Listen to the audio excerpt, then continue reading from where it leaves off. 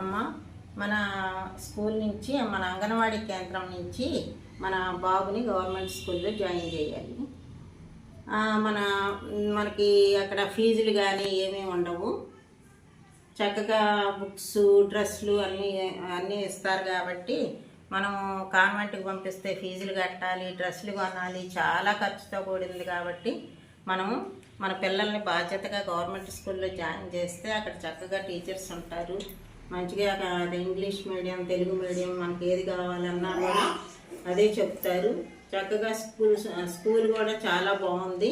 చక్కగా పెయింటింగ్స్, చెట్లు, మళ్ళీ ఆహ్లాదకరమైన వాతావరణం చాలా బాగుంది. మళ్ళీ ఉచిత భోజనం కూడా ఉంది. సన్న బియ్యంతో కూడిన భోజనం రోజు మధ్యాహ్నం. డే బై డే ఎగ్ కూడా పెడతారు. అక్కడ రాగిజావ కూడా ఇస్తారు రోజు. కాబట్టి బుక్స్, సాంస్కృతిక కార్యక్రమాలు